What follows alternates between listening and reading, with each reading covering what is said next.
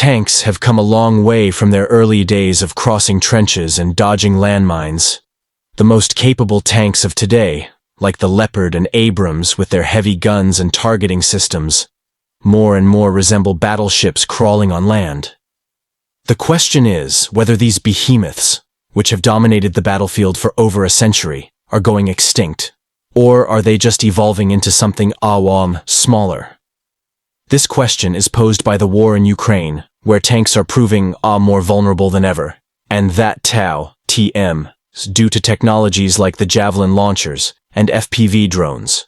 In Ukraine, the traditional tactics of open-field tank battles are proving less and less viable, with armored casualties mounting on both sides, due to far more cost-effective methods, such as ambushes and anti-tank infantry.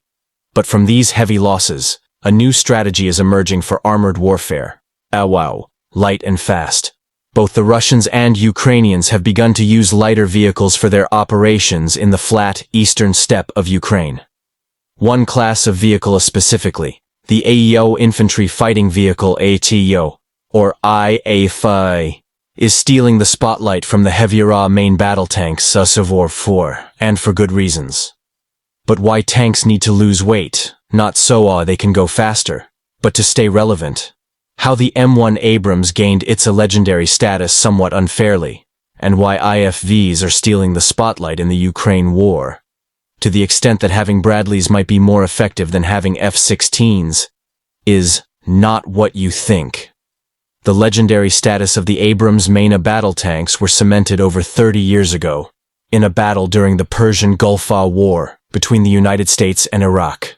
This engagement, known as the Battle of Medina Ridge, lasted 2 hours, during which the U.S. Army forces annihilated almost 200 Iraqi T-72 tanks, while losing only 4 Abrams tanks. Early on after the battle, many historians would go on to credit the superior armor and targeting technology of the Abrams for this resounding success. But there OTM's one pretty big detail that is often left out about this battle, which is that the Americans had total air supremacy and could use their A-10 Warthogs and AH-64 Apaches to overwhelm the Iraqi tanks.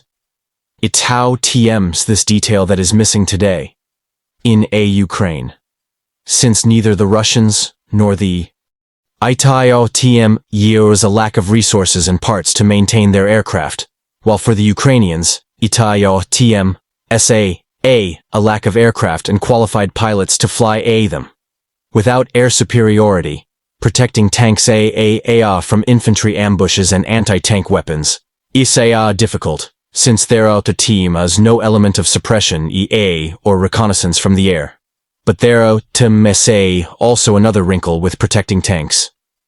Even with air superiority, the development of drones has made it nearly impossible for tanks to hide on the battlefield, since operators can fly low-profile commercial drones and spot them from anywhere. Once a tank is spotted, it is easy for enemy soldiers to use an anti-tanky weapon or another drone to take it out, which has led to steady losses of tanks since the start of the conflict. But just because armor is becoming more vulnerable, does now TM to mean it's becoming obsolete, and TAM with these changing conditions that vehicles like the American M2 Bradley and of the Russian BMP-3 are beginning to shine. Even though the news would have you believe that the answer to all of Ukraine TM's troubles is F-16s and Abrams super tanks, the truth is really something less extreme. This is because the Russo-Ukrainian war is a slow crawl of attrition rather than the typical short shock conflicts common in the 21st century.